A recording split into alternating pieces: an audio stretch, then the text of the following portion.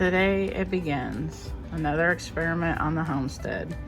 Incubating chickie babies.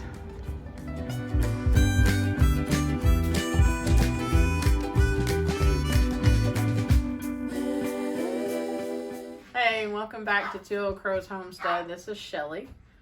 So today we're doing another experiment. Incubating chicken eggs. So we've never done this before. We actually, Randy found this incubator. It's a used incubator on Marketplace. I think he got it. They're Nature Right 360. Yeah, Nature Right 360. So we also pulled our the eggs that we got to incubate. We pulled them out. It wasn't like freezing temps. It was after we had that really cold snap come through. So we saved our eggs for, I think it was like a Friday, Saturday, and Sunday. And we started incubating them the Sunday before last. So right now it's Wednesday. So they have been in the incubator. This will be day 10. And they incubate for 21 days. So we've never done anything like this before. We don't know if it's working or not.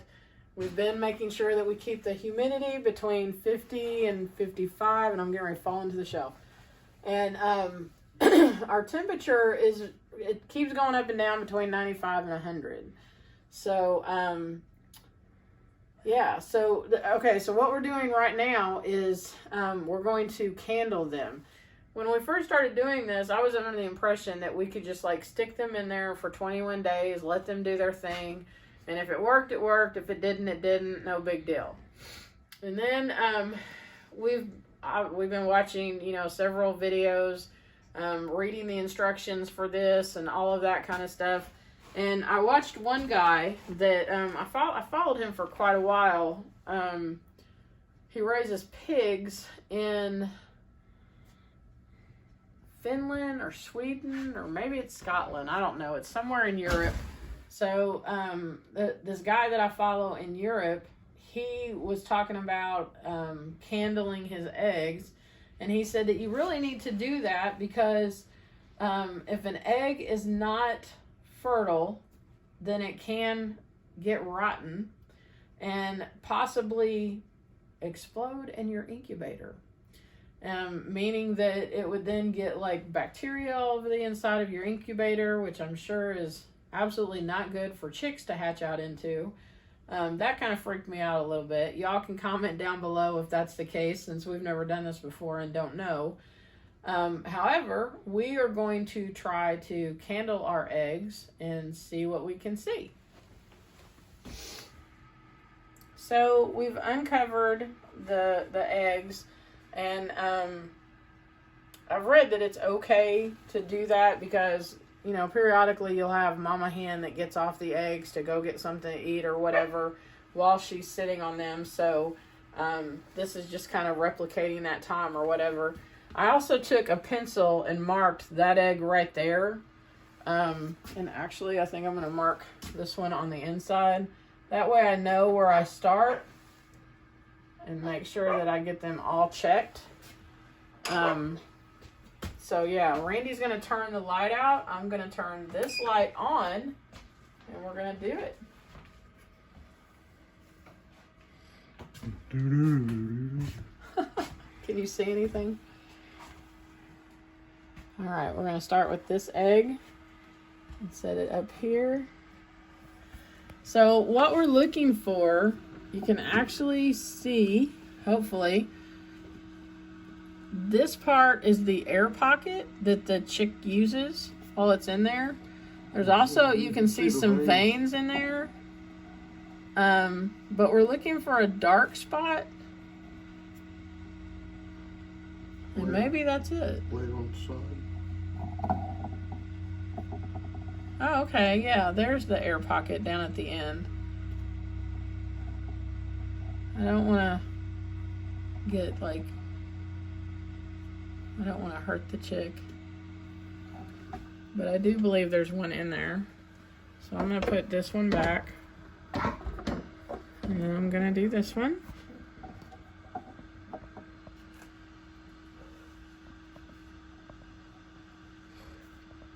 There are big dark spots on the back.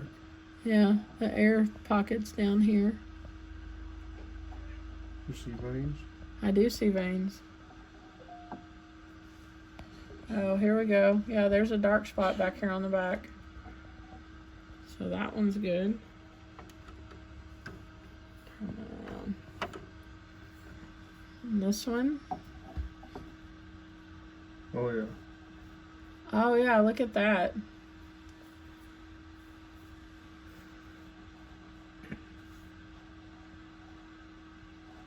And there's a whole area that's dark. This is so exciting. So far it's 3 for 3. Well, and there's still not even any guarantee that these are going to hatch out, but if it's not fertile, you'll have a completely clear egg. So here we can see, I don't know if you can see, can you see the air pocket down here? Now, I'm not seeing the little dark spot that you could see on the, but I am seeing veins running through there. Backside. Oh, look at this. Look at this. There's all kinds of veins running. I don't know if you can get that on the camera or not. But that's so cool. And we have this one. There's the air bubble at the top. And that's actually, that air bubble up there is the oxygen that the chick is using or will use. There was one that I looked at the other day that I could actually see the heart beating. I believe that one is fertile. And again, this is Randolph's experimenting. We know nothing. Oh, look at this one. That one's actually moving. See the black part moving? It's right there. I can see it moving. How exciting! Yeah. We are not authorities on this. We may not end up with any chickens. Who knows? But this is exciting.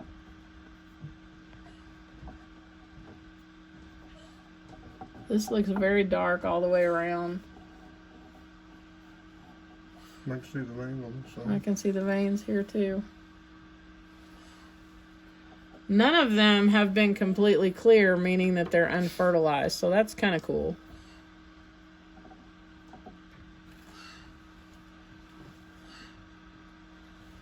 I can actually see that one moving. Yep, I can too. How neat is that? Y'all, I'm so excited. All right, let's take a look at the ones that are in the center here are smaller eggs. This one? Yeah, I already did that one. The ones that are in the center are smaller eggs. I'm not sure which chicken they were from. We do have a silky out there. The rest of them are full-size chickens, but who knows? This one I can see the veins there. So I think that one's fertilized.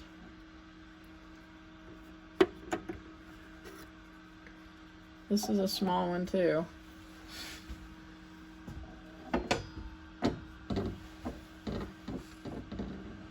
I'm not sure about this one. Well, I see the air pocket.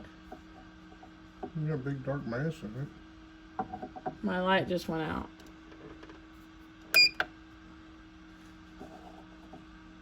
Yeah, it's got a dark mass. So I would say it's fertilized. I'm just not seeing anything move around. I'm trying to do this quickly because I don't want... Oh, I can see something moving in that one. Very cool. I don't want to leave this uncovered for a long time, so... That one's really dark. Yeah, this one's really dark. Like, I don't see any light places in it. I don't know what that means, but obviously it's fertilized, so we'll see.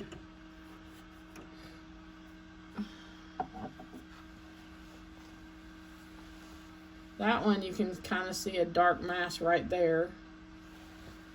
And then the air bubble. Can you see it? Mm-hmm. Right there? And then the air bubble. And then our last one. So I believe all of them are actually fertilized.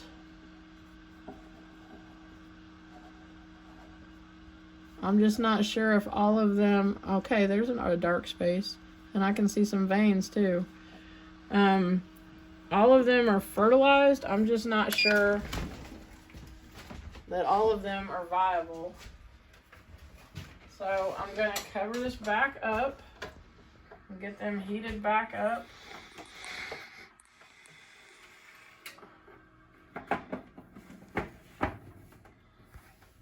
Make sure. Yep, the temp is rising back up. There we go. The humidity's going back up. My little water thing is full. So I think we're good. So we had 14 eggs that we put in here. And we only filled it half capacity. Because of COVID. No, I'm just playing. That was awful. Okay. Let's see. I got 1, 2, 3, 4, 5, 6, 7, 8 spaces still open. And really, it was because our hens were only laying like 5 eggs a day. And some of the eggs, now they're up. Like today we collected 10. So since it's gotten warmer out, the days are getting longer. They're laying more. But like we don't put artificial light in our chicken coop or anything to keep so they'll lay more. We don't do that. We let them rest. And we didn't want to put any eggs in here that were dirty. So I just picked our cleanest ones out of the, ones that we collected over those 3 days and put those in here. So maybe we'll be hatching out babies. We did order today. We ordered 50 meat birds. Actually, they're not meat birds. We ordered them from Meyer Hatcheries. I was watching Flannel Farms. Check them out if you haven't seen them yet. But Flannel Farms was, they did a live on Monday or Tuesday or something like that. And they were talking about ordering their meat birds from Meyer Hatcheries. And they got, I keep saying meat birds. They're not meat birds. They're roosters. They have a special on Meyer Hatcheries. I think I got them for $1.09 a piece or something. But it's called the fry pan special. And all it is roosters. And I'm assuming they're doing that because... most people want to buy hens to have laying hens, and they have a surplus of roosters, but they're dual purpose roosters. So they're like Barred Rocks and Wyandottes and all that kind of stuff. You just get a big selection of roosters, and then you grow them out to process them for meat birds if that's what you want to do. Obviously, they take a little bit longer to grow than meat birds do, because meat birds typically you can harvest them and some of them you can harvest as early as 10 weeks. Some of them, up to 14 weeks or something like that. And these are going to grow out like a normal chicken does. So it could take 4 to 5 months to grow them out. But at $1.09 a piece, that was pretty reasonable, I thought. So today we actually ordered meat birds, or the roosters. We ordered a chicken plucker, and some of the other accessories that you need to go along with processing chickens. And so we're planning on doing that in the coming... a couple times. Huh? And a couple times. But, so that'll be coming soon. We'll be doing a video on that. And, we ordered them to coincide with these hatching. If they hatch, they should hatch on... the 13th of March the 13th of March will be 21 days. So hopefully somewhere between the 12th and the 14th, we'll start having chicks hatch out. And those roosters are supposed to be here the week of the 14th, I think. And so they'll all be able to go in the brooder together. They'll all be growing up at the same time. So that is our plan. So, anyways, we'll do a video updating you on this if these hatch out. So this will be experiment number 2 on Two Old Crows Homestead. Have a blessed evening. See y'all later.